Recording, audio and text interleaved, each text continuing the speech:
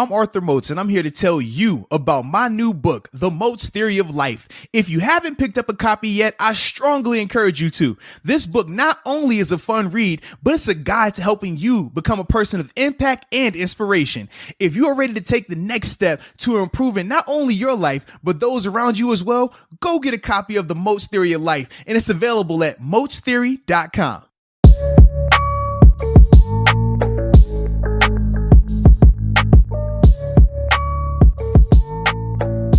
What's up? It's the Arthur Moats Experience with Deke. I'm Arthur Moats, and that's my main man, Deke. What's up, bro? Man, I'm loving the fit, bro. We it's kind of like we're coordinated, but not coordinated, but like we got the memo to wear black. Yeah. But then I love the Dotson. You know, anytime you pull out the Dotson, it's always epic. You know, let people know you was ahead of the curve. Yeah. You were right on that one. Yeah, I think it's one of those things once a month or so, just to remind people. It's subtle. It's subtle. I was ahead of the curve on just getting the 69 jersey for various reasons. Obviously, Dotson's a great player, but also I got it in Dotson's rookie year before he gets this All-Pro in his second season. So Talk about it. So a lot of people are going to be getting this jersey next season. I just know ahead of it. the curve, man. It's number 69, and Dotson's going to be going off. So that's why I'm just trying to remind people throughout the offseason. I like it. So you about to inspire me to go get me a Dotson. I'll be cool with it.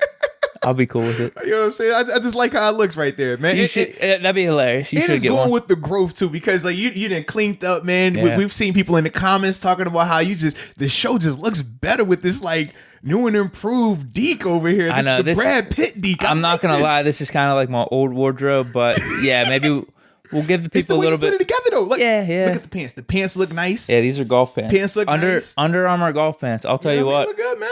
Probably the best purchase I've made over the past year. They're unbelievable. You like better than the hat? Because I like the Pirates hat too. Yeah, that's clean, man. I've been making some good purchases. It's clean, bro. I like what I'm seeing from you lately, some man. multifaceted purchases I've been making. Because the Under Armour pants, man, you could wear to anything. Oh, no question, man. You thought they were dress pants whenever you walked in. They look just like it, but they don't feel like it. They look like normal, like sweatpants or whatever. Yeah. Trust me, was the best type of dress pants, baby. Yeah. I like it though, man. Thanks, man. Shout out to this new Deke, man. I'm getting there, dude. Hey, just one day at a time, baby. Just one day at a time. My brother's hit me up saying like, "Yo, join the gym with me." So because he saw the video, I put it out there. I put it on record on social media. So I got to come through. Partners around here, man. I got to pick my date though. That's all. Now I just got to figure out a date. It's gonna be like end of May. Should be middle of May. Should be like first week in June. So I got to figure that out. Okay. I can respect that, man. I like this, but while you're in the process of figuring that out, the Pens did figure out something over the not even the weekend, over the past couple of days. They figured out who their general manager would be and who their president of hockey operations would be. That was the surprise hire of this whole situation. But the Pens officially made Ron Hextall their GM, and then they got Brian Burke out of the TV booth and things like that and made him the president of hockey operations. I guess for me initially, and obviously I had shared some of my initial thoughts on it, I still kind of feel the same way after having a little bit of time to kind of sit and digest it. I think that it's a conflict of interest, man. Both guys' styles clash. And I just don't know how that particularly, how those guys are going to work together in terms of building this, because one who focuses more so on the present, whereas one is more so looking ahead, being more, futuristic and valuing prospects versus the actual players that are there.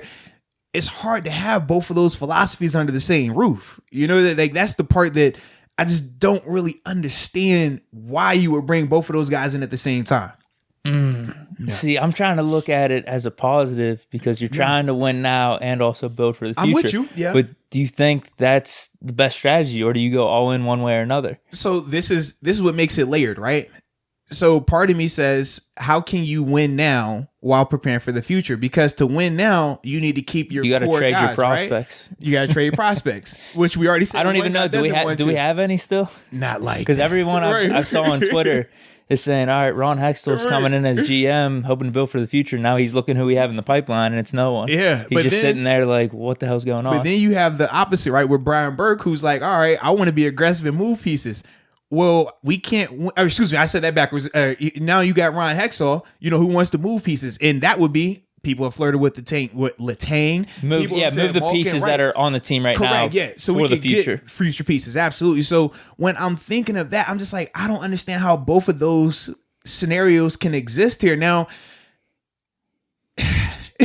at first, and then the other way I tried to think, I said, okay, well, maybe they're going to work in unison, right? That's what I'm thinking. Maybe Burke is just a buffer. Iron sharpens iron. But I was like, what is he buffering here? I mean, like, that's what I'm trying to I don't understand how this is going to fit together. Because in the end, when it comes to, and this is the other part, right? When we're talking about the philosophies, Brian Burke was just on record in November saying that he didn't even believe that this was a contending team as it's currently structured in November. What was he doing? So he was doing, he was working with an NHL network. So he was doing, so he was doing his analyst, in an analyst role, and he was speaking on the team. He even got asked these questions, obviously, in his introduction press conference. And he said that anything he said during his TV role, he stands by it. He's like, I'm not going to shy away from what I said. He said, when I'm in a TV role, my job is to be unbiased and just analyze and give my opinion. So your opinion was that this team isn't good enough to win as it's currently structured. Now you're here, but yet we hear one side that says we want to win now. And then, like I said, you already feel that this isn't a roster that can win now. So once again, we're back in this little area where it's a clash. And that's the part to me where I'm just like, I don't see how these philosophies are going to work out to that extent. Now, obviously with Hextall, he did have success in Philly, in terms of building that roster, getting those pieces together. He didn't get the chance to see the end result of it, but for the majority of it, he was the big person, the catalyst of that. So I am excited about that part, at least. Now with them getting rid of him, as I was reading, they said he was too patient. Yes. Mm-hmm. And not decisive enough in making decisions, but at the same time, it ended up working long term. How does that work? So when he took over in Philly at the time was bad. In the dumps, full rebuild. He comes in, he starts to rebuild. Think 76ers trust the process. Now, remember how long trust the process was, right? It wasn't a 1 or 2 year, it was a 3 or 4 year thing. So he's going trust the process mode, and he's, he felt like they still needed some more time to fully get it to where it needed. Organizationally, they were on the cusp, playoffs, right? But he thought, first round bounce, right? But he thought that they still needed more time, so he was still trying to be more patient. Organizationally, they were, hey man, we don't want to wait, we want to go for it right now. So that's why they made the move to get rid of him. But it was successful, but it still didn't get them a cup, Yeah. So you can see the process working, but the patience element was the issue. Now, when we're talking about the Pens, though, they keep saying they're in win now mode. Even when Rutherford resigned, they still said we're going to look to replace him with someone who is in win now mode. So how can we be in win now mode with these different things that we just brought up right now? Like, it's a conflict. It doesn't equal, or it doesn't equate to winning now. When you have a guy like Sid, you don't waste his years, especially at this stage of his career, on rebuilding. If you're going to win now, you try to win now with that guy. And the only way to do that is by keeping those pieces. But once again, difference of philosophies at the head of the ship. That's the issue, to me at least. So what do you think Crosby, Sullivan, because I listened to their interviews. I don't think you're supposed to be overly happy about this type of stuff. It's kind of business, but it did seem like, it is what it is. He's coming in. I don't know if they have a feeling one way or another. Like, are they thinking hot seat? Could we be moved at any point throughout this year? To me, now, like, how do they view Crosby, Malk, and Letang? So when Hextall, I believe Hextall was talking. No.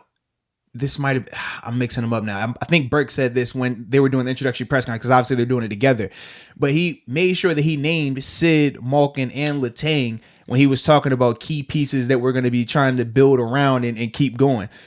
So he did mention those guys. So I felt regardless, Sid should be untouchable. Malkin, I say trade Letang, dude. And we'll see. That was the one that a lot of us kind of agree with, that in terms of he's still valuable, but you could get assets for him. And obviously we feel like his better years are behind him now. So I'm with that, but I don't know organization, how they feel about Letang. So that was a part of the reason why he kind of threw him at the end. So you're just like, all right, I can see it or not. But outside of Sid, I think everyone is on the hot seat. I think Sullivan is on the biggest hot seat, because when you talk about bringing in GMs, we said this before, your GM wants their guy at the helm, right? In terms of coach.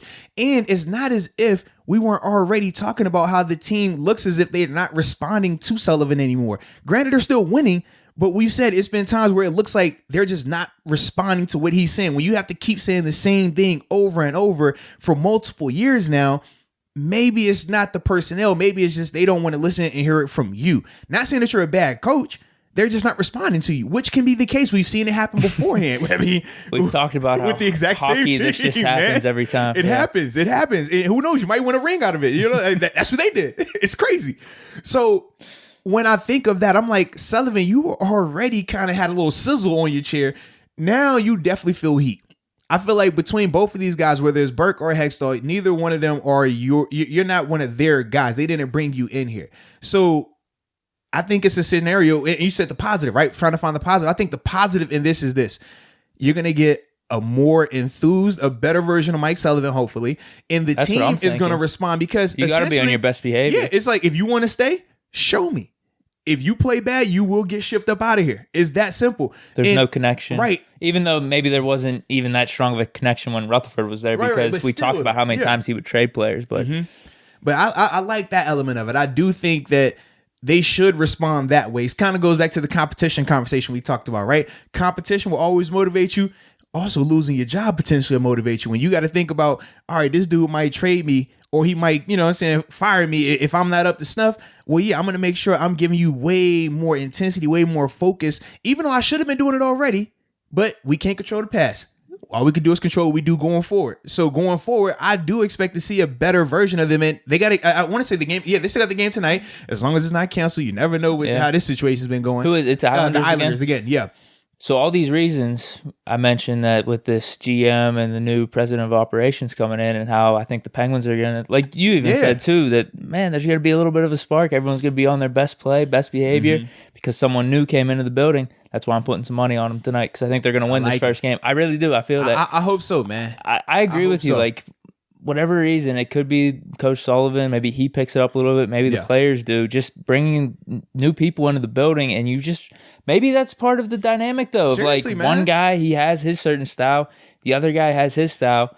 That puts people like, man, I don't know what's going to happen here. And personality-wise, they are a clash. Yeah. I mean, you got Burke, who's more of this flamboyant, outspoken, big personality. And then you got Hextall, who's like introvert, play it close to the vest, just very different styles. You know what I mean? So stylistically, it's just like, I see the yin and the yang. It could be one of those scenarios kind of like us. We're so different. I think you're talking yourself into it a little bit now. I'm hoping so, right?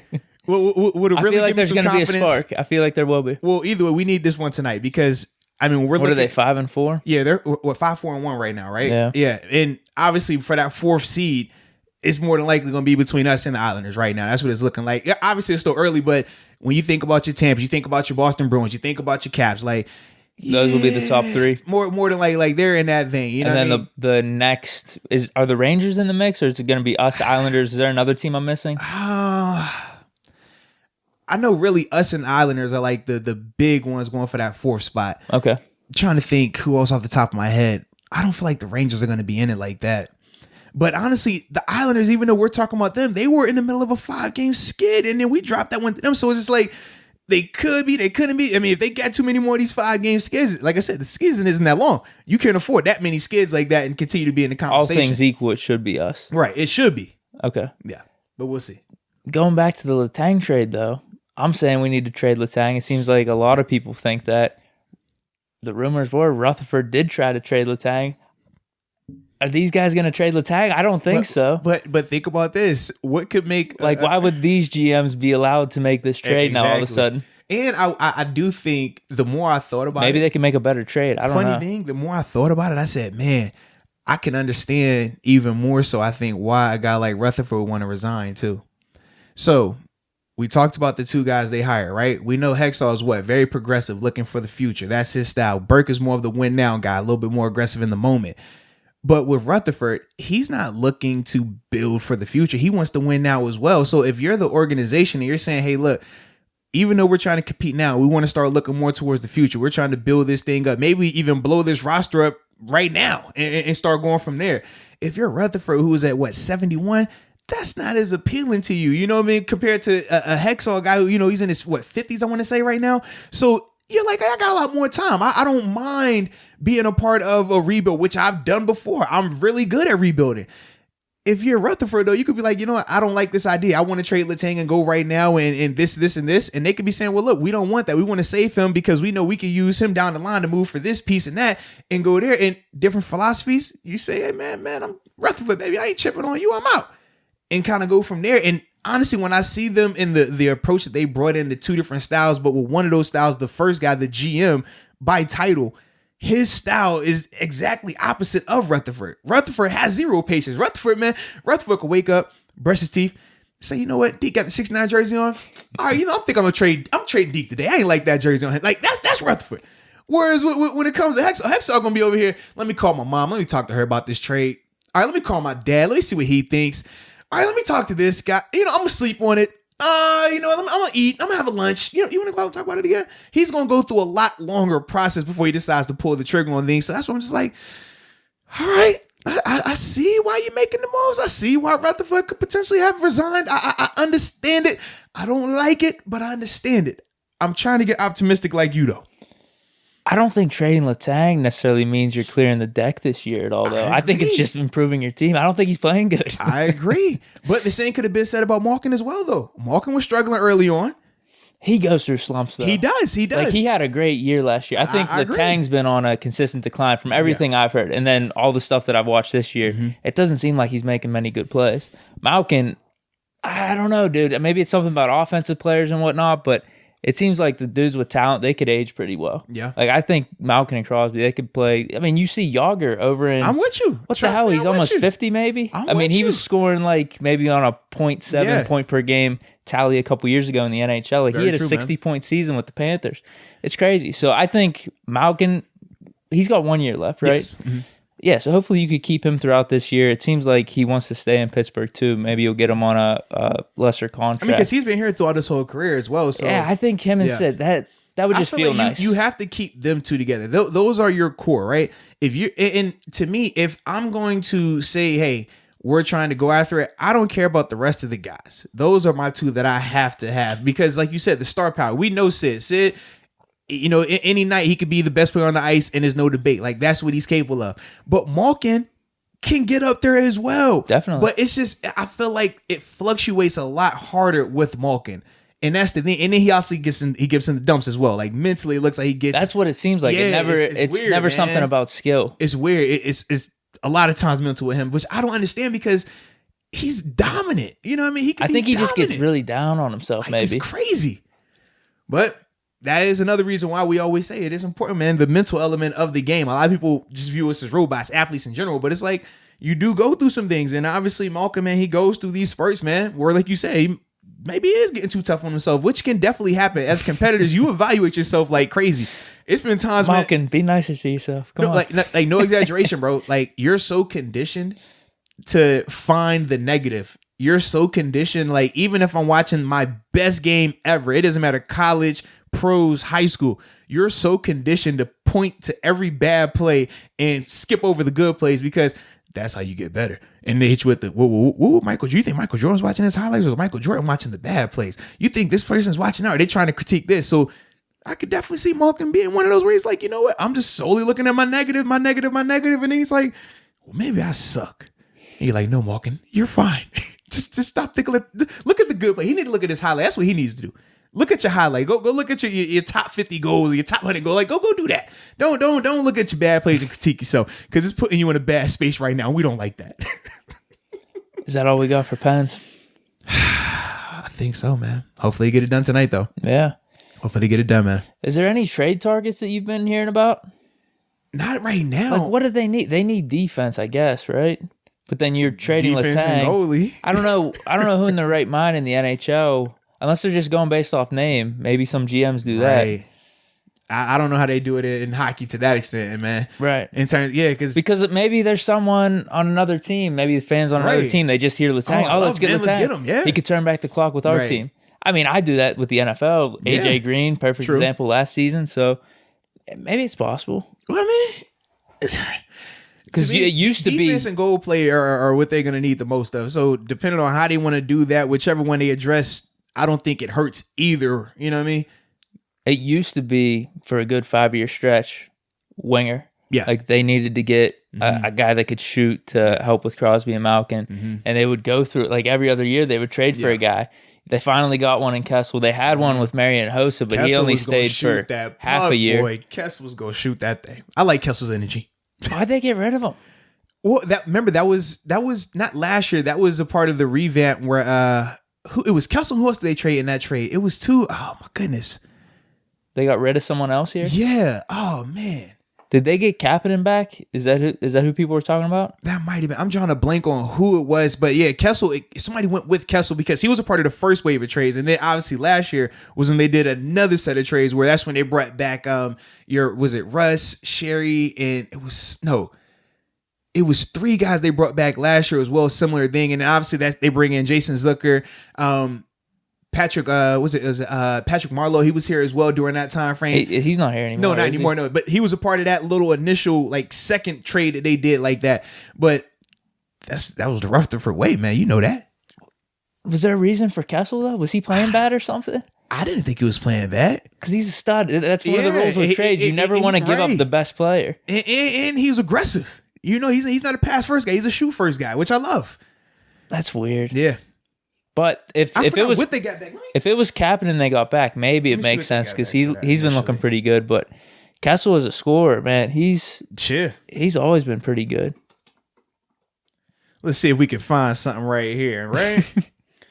Alrighty. Yeah, catch me up on this Penguins trade history. To the Arizona Coyotes by the Pittsburgh Penguins on Saturday. The Pens received Alex Galich. I am about to butcher his name. Galichinuk and defensive prospect P.O. Joseph. So, oh wow, yeah, okay, so that's what it was. That's a good trade. That's a good trade. Joseph's looking like a stud. Yeah. We're not opposed to that per se. Yeah. Yeah. Okay, makes sense. I'm trying to see because I want to say they made another trade though. Hold on. They had to have made one to get Kapanen, right? All right. Was he on the team last year? Hold on. Was this his off season?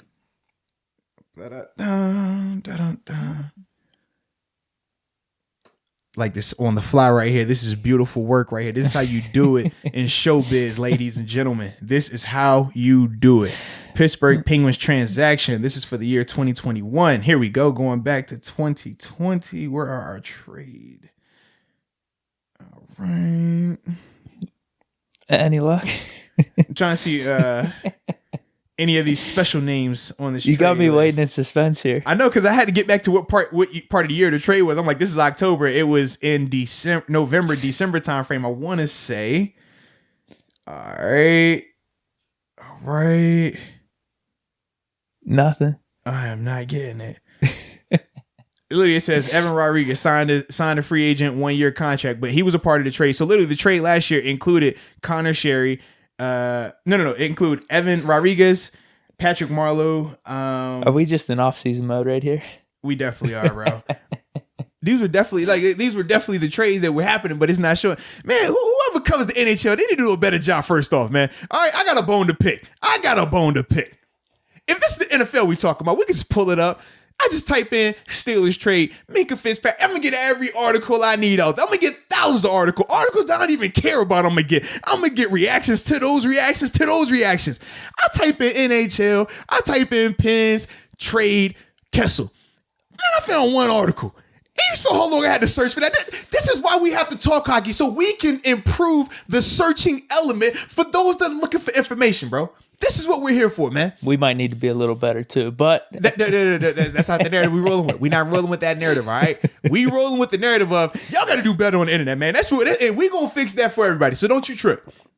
Yeah, you're right. Honestly, it's on them. It's on them. I shouldn't have to know what the Pens trades were the past 2 or 3 years. Like if I ask you, for example, what were all I should know now going forward. Right. Yes, because now I'm paying attention. But more, I can ask you right now, hey, what were all of the draft pick that were included in the Lions trade? You could just pull up on your phone, Lions trade, Stafford trade, and we're going to get every article we need. But it's cool. We're going to get this market bumping up a little bit more. It's all good. It's still Let's Go Pens, baby. Let's Go Pens. But if you're ready, I'm ready. For what? Football? What do we got next? Oh, yeah. Big topic. Yeah.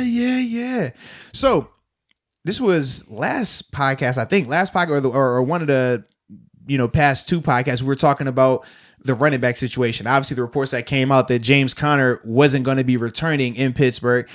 And then you brought up a hot topic last podcast where it was talking about Aaron Jones and the interest that the Steelers were having in him, and ultimately, showing significant interest with I want to say the words they used, right? 4 teams total. Yeah, 4 teams total. And we were one of them.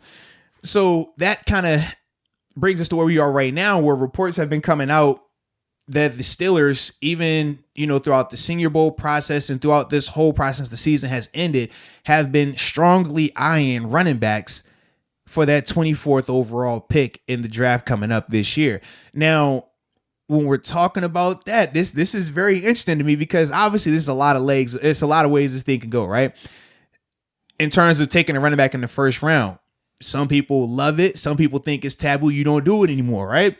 In terms of, is that the best way to build? In terms of drafting a guy, well, in terms of the Steelers roster right now, is running back at 24 the biggest need, or do you go O-line? Do you go quarterback? Some of the things we've talked about as well. And then you got the whole other element of what exactly are you trying to accomplish? Are you looking for just another guy, or are you looking for the guy? Mm-hmm. I mean, it's a lot of things right here, man. Like, I guess from your perspective, first though, like, what is your thoughts on, just running backs in the first round, man? I'm good with it, especially this year. Now, the 2 biggest needs for me that I want us to draft in the first 3 rounds is offensive lineman and running back. Now, depending on how you want to go about that, you want to take lineman first round, running back second round, 2 linemen in the first 2 rounds, then running back third round. However it is, I'm good with that. I do think we need an upgraded running back, but I think our running game will improve more if we improve the offensive line first and foremost.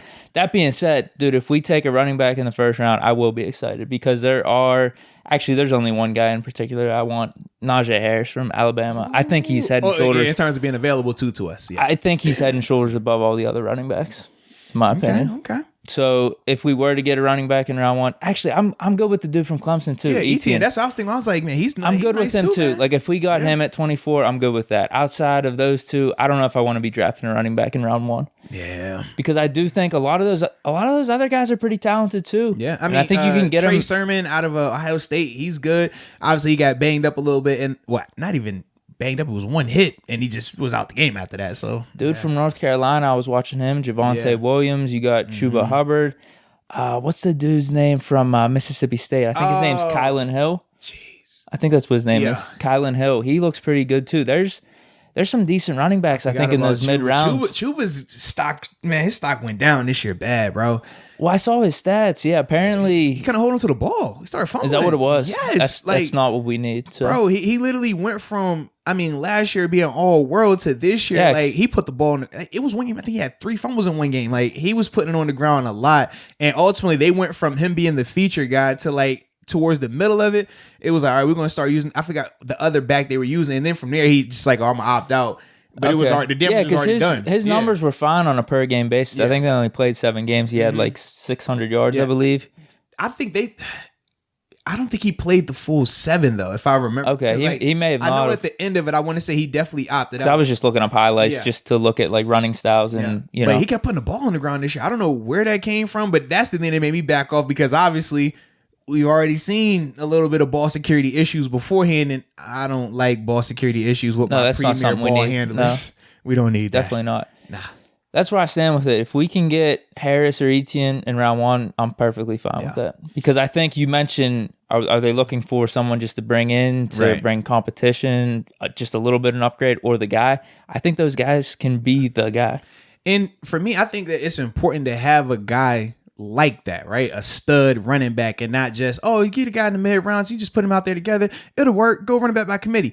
That sounds cool, but you still need a guy. The running back by committee works when you have, just this crazy quarterback play that's going to just make up for all the other stuff, right? Usually you have a main guy or you have 2 main guys. And you're using them in concert. Not, where you feel great about either one. We're going to take some mid guys, some undrafted guy, and then we're just going to throw them out there and hope for the best and call it a committee. No.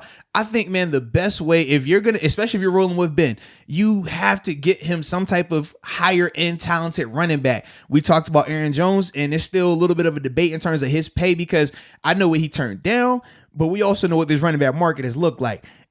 The numbers, I don't. Yeah, I saw some of those comments too that were saying, "Man, you're ridiculous for saying 4.5 million." Now, maybe his market is that 7 range, 7 or 8. But if he wants to win, you take the pay cut because there is something called bad decisions.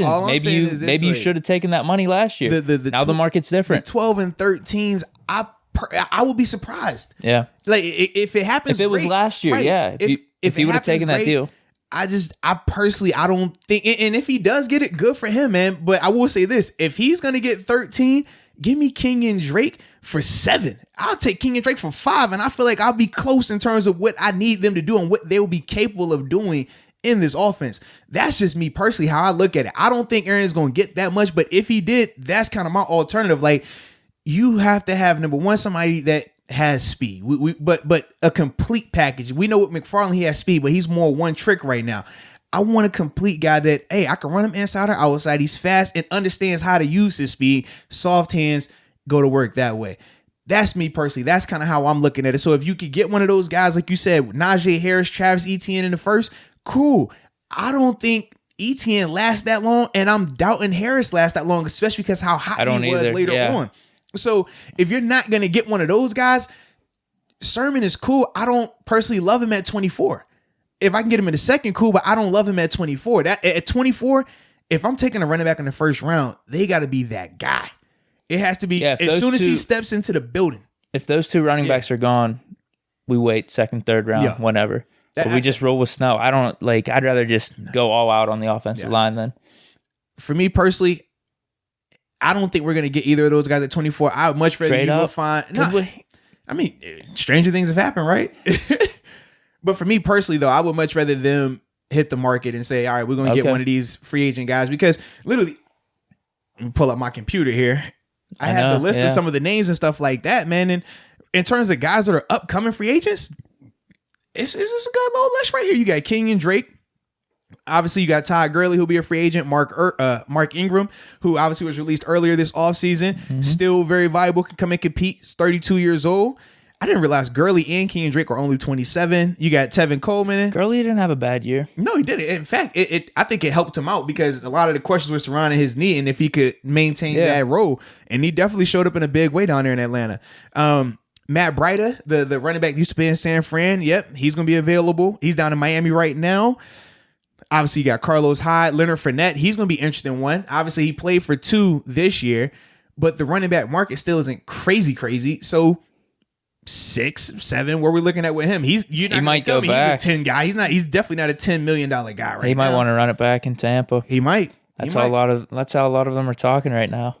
But they should be right now. I guess. It's literally, 4 days removed? Like, what are we talking about here? You asked Levante David. Levante said yesterday, man, I want to stay in Tampa the rest of my life. No, you don't. You about to go to Miami and get paid. You about to break the bank. Stop lying to yourself. You're in the moment, and you should be. You're in the moment, celebrating.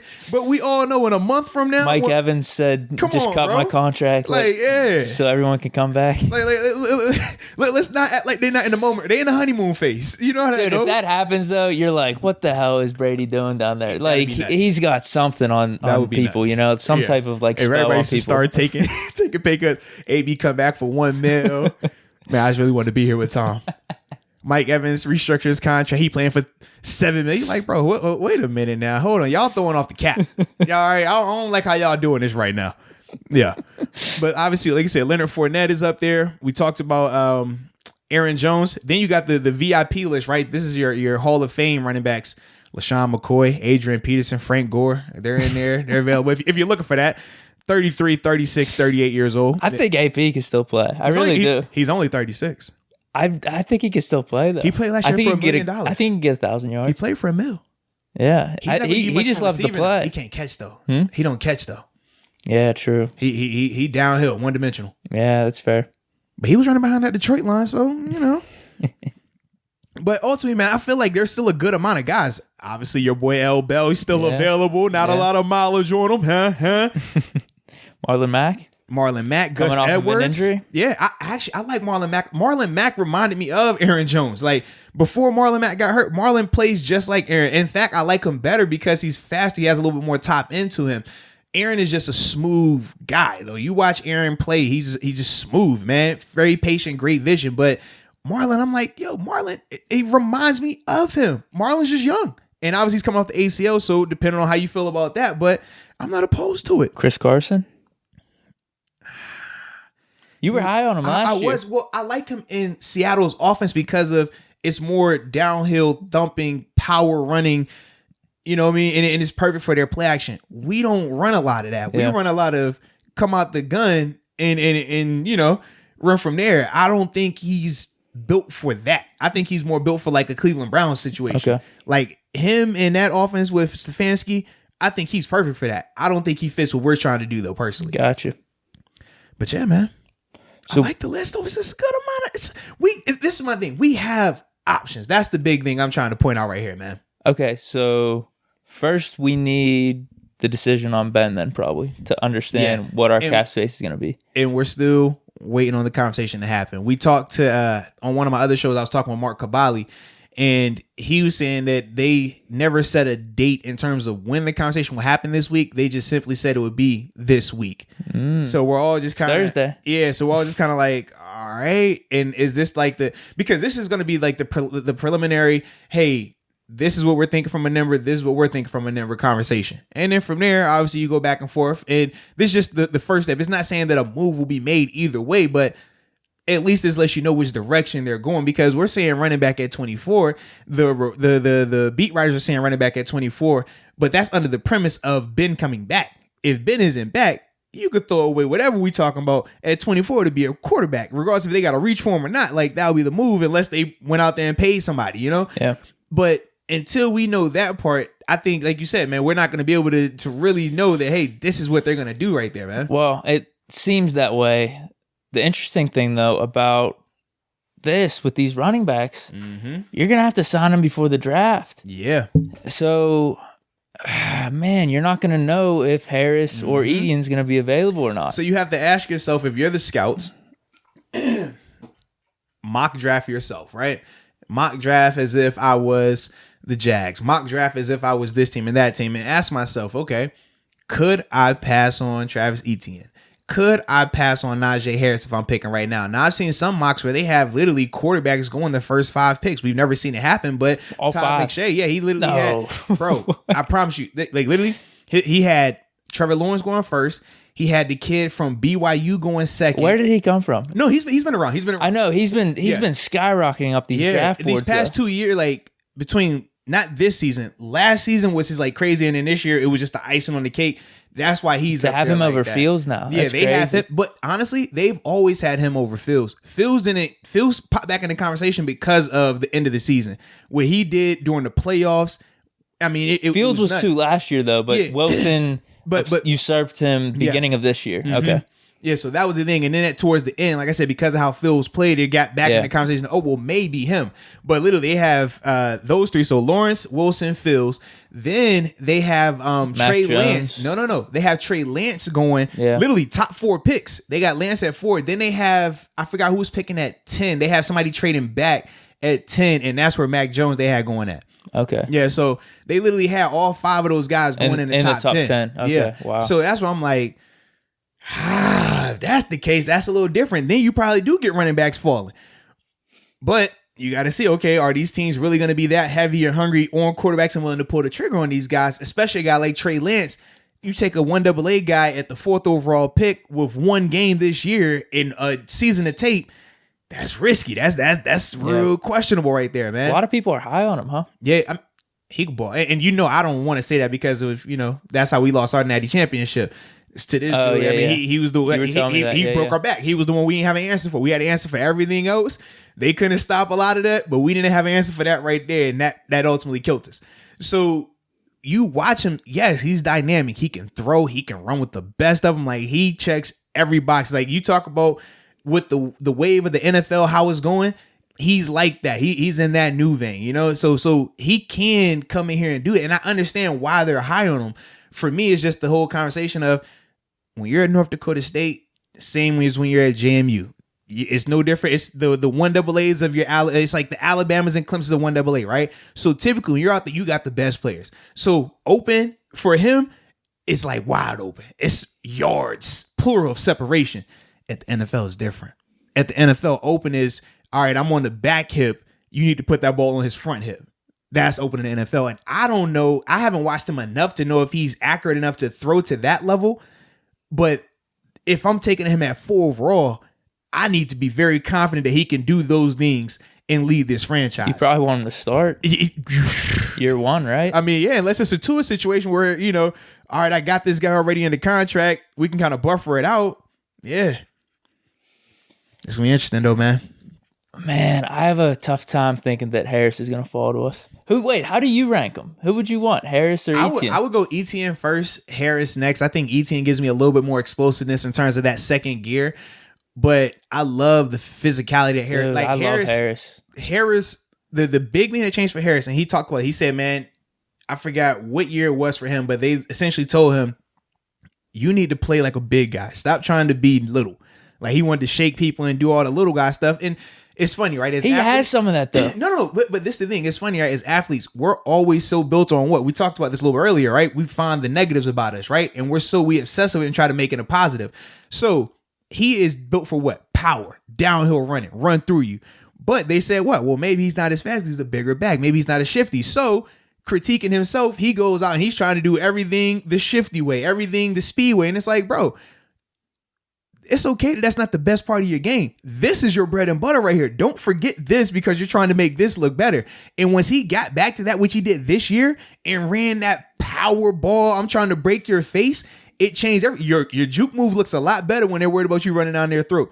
Your speed looks a lot faster when this guy's worried about getting ran over. Absolutely, His man. pass catching was good this year too. So to me, like, I love that part of it. But I know in the NFL level, I feel like speed. It's always, if I can get speed, I will take speed over power any day because speed is the name of the game right now.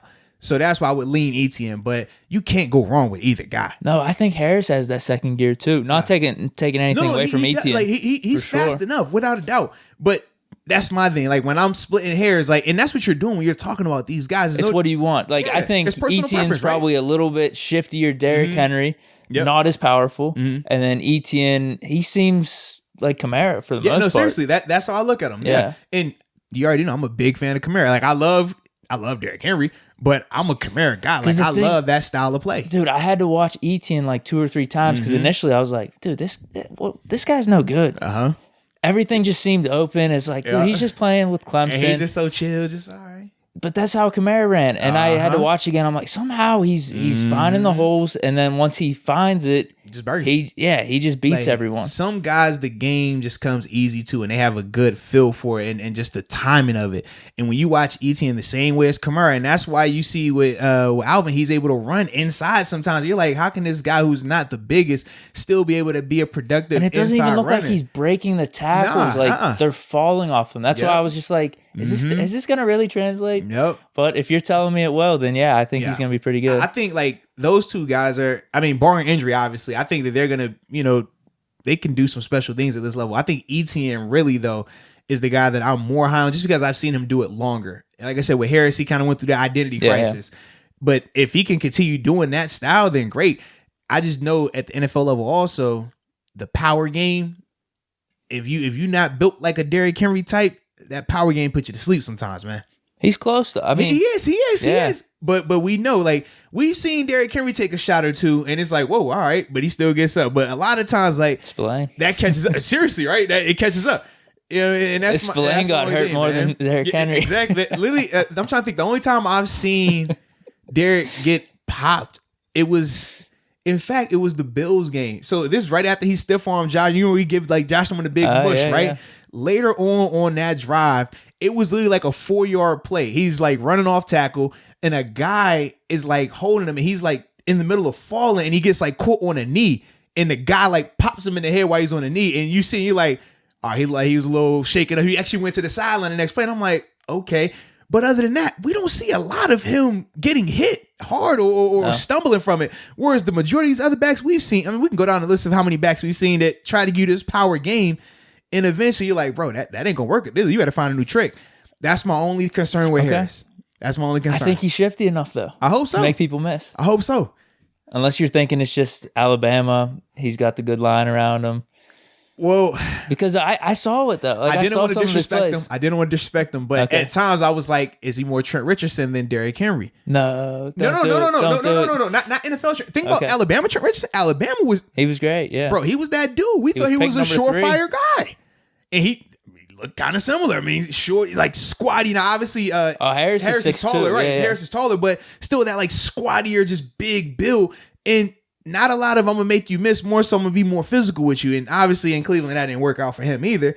But that was the thing that always concerns me when it's Allen. I was like, all right, I know you got your Josh Jacobs, I got you. I know you got your Henrys, I got you. I know. I think there's Ingers, I got you. There's more good than bad now. Trent Richardson's the one that gave him a bad name, I think. Well, that's a big bad name. Well, here's the problem. It was Ingram came out and he had a rough first couple years. He wasn't doing anything and at then first. Trent Richardson came out. That's when everyone's like, don't pick Alabama running backs. But then Derrick Henry came around. Mark Ingram had a few Pro Bowls, and then obviously Josh Jacobs. But even the thing with Ingram, do you feel like he ever lived up to what he was coming out of Alabama? Oh, that's tough because I thought he had a really successful career. I think he's very successful. Like I would take that as an NFL career but for I sure. thought when he was coming out, the same way we look and we thought of. I thought the expectations were way higher for like Reggie Bush, though. True, very true. Yeah. But he still had high expectations. Like Reggie Bush's expectations were insane, but and rightfully so. I mean, he would have had to come in and have it look like Reggie Bush at USC for it to be living up to that. Because Reggie has a sneaky cool career too. He has a good career. But